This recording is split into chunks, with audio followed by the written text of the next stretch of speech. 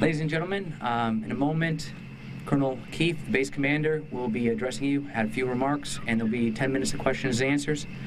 Please allow each of you to have an opportunity to ask a question, and we'll limit it to 10 minutes. So this is Colonel Keith. Good evening, everyone, and thanks for coming out here this evening. As the lieutenant said, I'm Colonel James Keefe. I'm the wing commander of the 104th Fighter Wing here at Barnes Air National Guard Base in Massachusetts. The 104th Fighter Wing is an F-15C unit. We provide 24/7, 365 alert for the northeastern United States. Coming out here this evening just to confirm some information on the status of our missing airmen, and I'm going to have about 10 minutes after I speak, after the brief, to answer some questions. I stand before you to share some unfortunate news on the fate of our missing pilot. We received notification from the site investigation team this evening that our pilot did not survive the accident. He died as a result of injuries sustained during yesterday's crash. This is a devastating day for the family of our deceased pilot and the members of the 104th Fighter Wing and the entire F-15 community. These tragedies remind us of the risks that our brave men and women in uniform take every day. Due to the nature of the incident, our investigations team could not enter the crash site safely yesterday until later this afternoon. Upon their initial survey, they discovered that our pilot did not safely eject from the aircraft.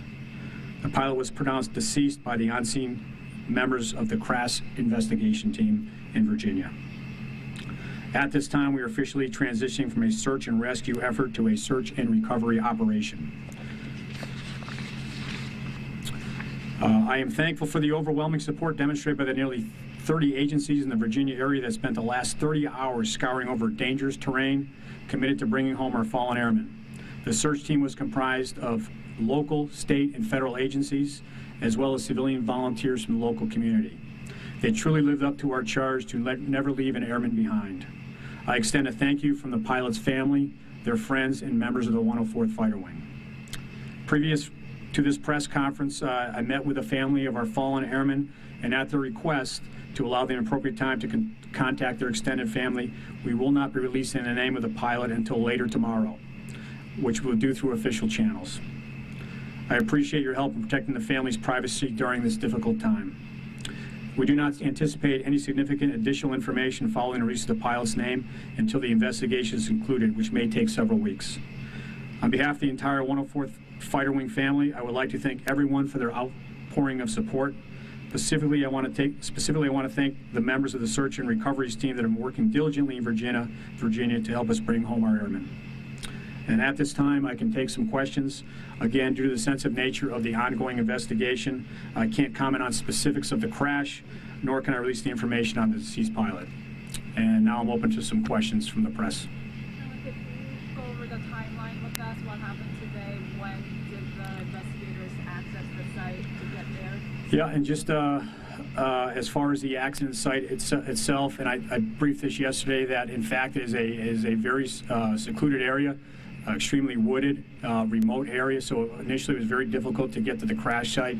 When our team did get to the crash site, it was still pretty hazardous.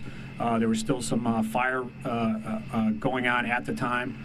Until that was safely secured, as far as the hazards around the crash site itself, we were not able to actually get our investigators into the crash site to look for any signs of the pilot.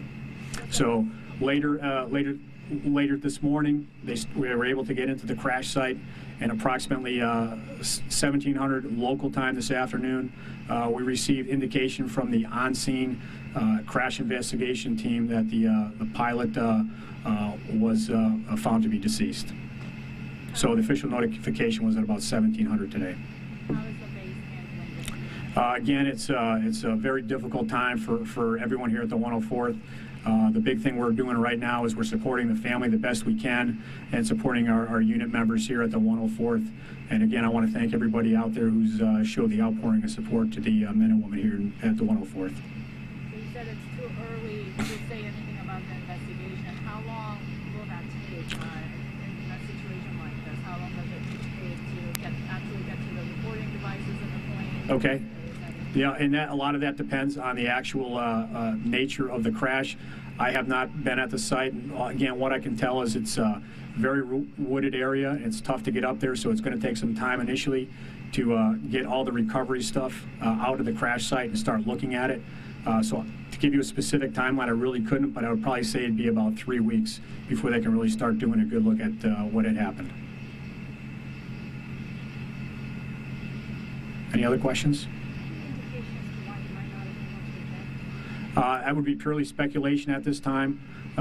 We don't have any indication on that. I have no information to pass along on why he may not have ejected. And you mentioned in the last press conference that accidents like this, especially with F-15s, just, they don't happen often. It's very rare. Do you remember the last time anything like this has happened? The last time we actually lost an F-15C, I believe, was about 2007. If my memory serves correctly, and that was St. Louis, Missouri was a guard unit. I can't remember the specifics on that, but it was about 2007. And when was the last time this base had to deal with the loss of a We had an aircraft loss in 1999, and the pilot was successfully recovered. He's actually standing right behind me right now. That was back in the A-10, so we were able to successfully cover Jim Haley right here back in '99. We have an outstanding. I just want to mention we have an outstanding reputation as an outstanding guard unit with many hours of accident-free flying. We always score very high in all our inspections, and as far as our mission capability rates and ability to support the COCOM demands, we've always been ready and willing to do that, and we're able to do that because of our great maintenance team. Tell us if there was ever a time a pilot was lost like this, an accident, traffic accident, plane crash, whatever happened with the ejection, we don't know yet, but, can you tell us if this has ever happened, how common this is? I don't have any specifics on, again, flying fighters is a dangerous game. Our men and women go out there every day. It's a very stressful environment. These individuals that fly the fighter aircraft of the United States Air Force are, I think, they're the cream of the crop of the United States. They're highly trained, highly motivated, really, the top of the heap when it comes to the quality of individual. So I don't know the exact time the last accident happened, but I can tell you that our pilots train very hard, and they're highly trained, and it's not a common occurrence for this to happen, but inherently in our job, it is a dangerous mission. Unfortunately, things like this do happen. Right now, we don't know why it happened, and that's part of the investigation to get to the bottom of why it did happen. And if it's something we can fix in the Air Force, we will identify that and make sure that something, whatever caused this accident, would not happen again. What's the time timeline for investigation? So yeah, it's very structured, and all I can say right now is most likely they're just going to be doing recovery at the crash site, trying to get pieces out, looking for the flight data recorder that can hopefully provide some information. Again, that's going to depend on the terrain, what they have for equipment down there to start the recovery operations. It would really be speculation on what the exact step is next as far as the safety investigation goes. But 3 weeks is the time frame? That's not set in stone. Again, that's just my guess right now, and it could be longer than that even. The pilot's remains, what's the procedure and what has happened? Could you say that question again, please? Pilot's remains? Yeah. Have they been removed? I don't have specifics on that.